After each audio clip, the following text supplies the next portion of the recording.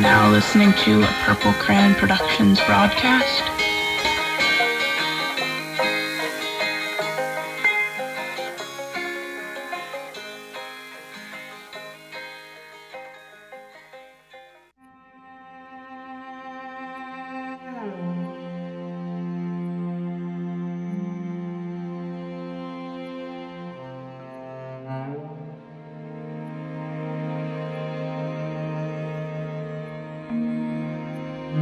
Trigger warning, this episode is going to be talking about dead girls, drowning.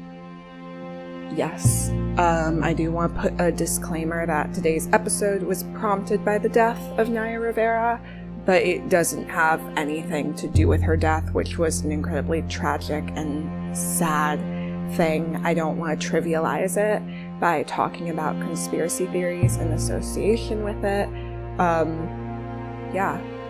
I just had someone remind me that the image of a drowned woman is pretty prevalent within society and media, and it fit into what I talked about last week with the character Ophelia, and I wanted to pick that topic apart a bit further because I think it's relevant. So, yeah, there you are. All of the pretty girls are dead. All of the pretty girls are dead. All of the girls, the pretty girls are dead. They're dead girls. All the pretty girls. Hello, my name is Raina. I'm the last cheddar biscuit you really want to eat, but you just can't. Oh. You are taking a CPR training class. You are forced to be here because you need the money and you decided to become a babysitter or a lifeguard. You don't know anyone in the room and you're super hungry. It's your turn to go to practice on the dummy and do your thing. Everyone's watching. Oh God, it's time for mouth to mouth. And as you go to show everyone how you would save this person's life, you are transported to Paris in the early 20th century. A bubbly young lady is out on the town eating baguettes and wearing a beret. She meets a strapping young man and they engage in a passionate affair. But no, it can't last. Here she is, abandoned by her lover. And watch as she flings herself over a bridge and into the water. When her body is found, a mold is made of her face, a death mask. In it, you can see her enigmatic expression of a slight smile. The unknown woman of the scene. Images of her are brought to salons and studios. She is mysterious and beyond all, attractive. And now it is 1950. A Norwegian toymaker finds her death mask and decides this is it. He makes a CPR training dummy based off her face. And now you are in a room filled with bored teenagers, saving her life over and over and over. Okay, so we don't actually know for sure the backstory of the unknown woman of the scene. We know her death mask is what many CPR dummies are based off of, but the fact that she committed suicide because her lover abandoned her is mostly speculation. But the backstory attributed to this unknown woman reminds me of the stories we hear time and time again. A woman is in love, she's betrayed by that lover, she goes crazy, she drowns herself.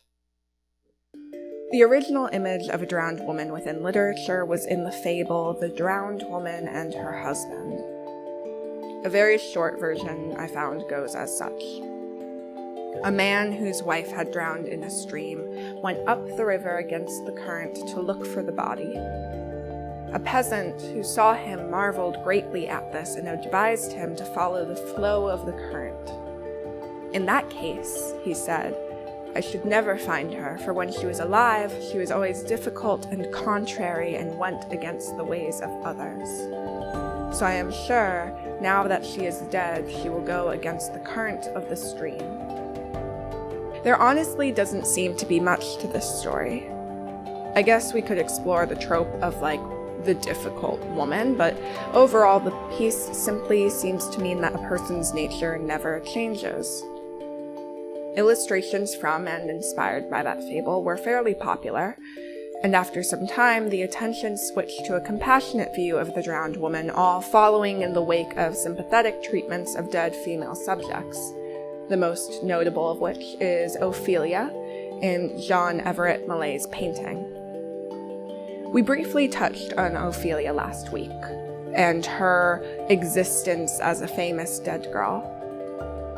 I think this painting is a perfect depiction of a dead girl. Put simply, she's dead, floating in water, and she's beautiful, much like the unknown woman of the scene. In the play, Hamlet's madness is a symptom of culture, which makes his mental state more rational, whereas Ophelia's is a symptom of womanhood. She acts as a kind of precursor to this Freudian understanding of women's sexuality, a sexuality that leads to hysteria. Her death is so intimate with ideas about sex that the flowers she is seen floating in are meant to represent phallic imagery. For Ophelia, and then inherently for all girls, sex and trauma become interlinked on account of the feminine, which leads to the most feminine death of all, drowning. Gaston Bachelard, I don't know how to pronounce his last name, Gaston Bachelard, it's the best I'm gonna do, coined the Ophelia Complex, which is these connections between women, water, and death. Water represents the liquid woman who is made up of tears, blood, amniotic fluid, and milk. And therefore, drowning is the most feminine death of all, because drowning, he explains, represents an immersion within the female element. You're submerged in the female. These connections still exist today, like to cry is considered feminine. The expression of profound emotion plus liquid equals woman. The image of a drowned pretty girl that captures these connections of womanhood, water, and death also persists today. Hannah Baker in 13 Reasons Why is always the first one that comes to mind for me. And now we have the unknown woman of the scene. And we keep giving her the same backstory as Ophelia, and now we keep saving her on account of the fact that she was so beautiful when she drowned. In the play, Hamlet keeps telling Ophelia he's talking about nothing.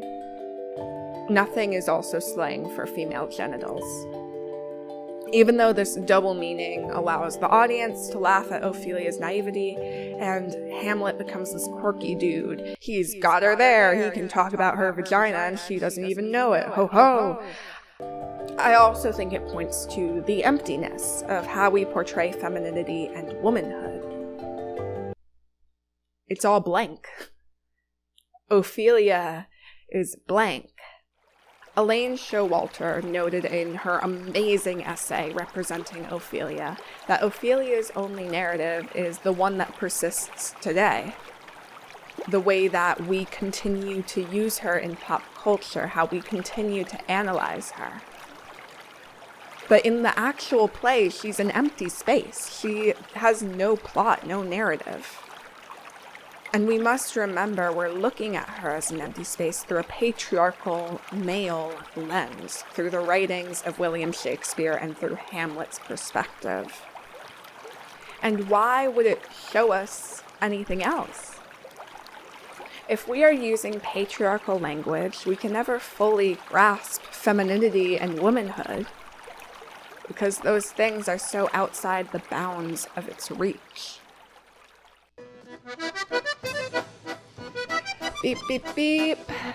That's all I have for today, but as always, I have a poem. This one is kind of an old one I wrote. I think I wrote it last year.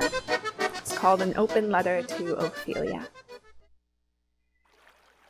In my favorite version of Hamlet, Ophelia is covered in flowers, which means dead and covered in flowers are synonymous, and I would like to be both. Dear Gertrude, I keep having dreams where my teeth are falling out and I don't know what this means. Perhaps an ode to things not beautiful, and a chemical imbalance, things like not brushing your teeth, things malaise doesn't paint. I keep finding myself returning to the classics, which is to say returning to the aesthetic of history, the aesthetic of lighting women on fire, the aesthetic of burning innocent flesh in the name of sin, which is to say returning to myself as a painted portrait. Because the beauty of portraits will always outlive the pain of death. Dear Gertrude, when will you provide me motherly love as well as you provide soliloquies at young girls' graves? The world has ended 3.5 times. I'm told the artists are making riches off the destruction. Dear Ophelia, dogs go home to die, but women, we wade in water. I think you understand this better than most. Dear Ophelia, when I look at candles, I think of you. I think of when you tell me to step into fire and I dip my toe in, I lose a foot in the process of turning to ash. I'm asked how something so beautiful could just disappear, and I answer, isn't that the point? Doesn't everyone love a good magic trick? Dear Ophelia, I'm counting my blessings until they bite me. We've run out of food, and your father has started borrowing my flesh, carving me a new face out of dirty lake water and mud, the face of a good woman, because a good woman would wear these things as jewelry. No, a good woman wears these things as jewelry, wears her own death and deterioration as jewelry, dear Gertrude. I want to be like you and turn into a flock of feathers on the ground. Please stop telling me that if I jumped, I would fly. Call me an artist, an exhibition, an experiment, something breaking the backs of birds, never the protagonist, dear Ophelia. It will be years until you tell me my name is Ophelia. And now I am dead, and everything is worse. It will be years until I realize dead men's fingers floated, all while you sank.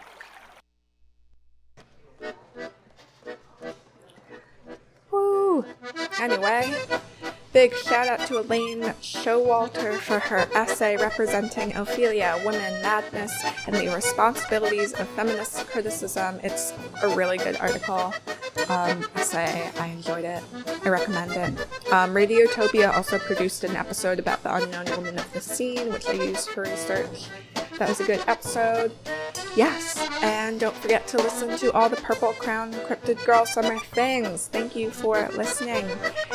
Have a good day. I hope you do fun things and look outside. It's so hot. It's so warm out. I'm so sweaty. Goodbye. Goodbye. Bye. Goodbye. Goodbye.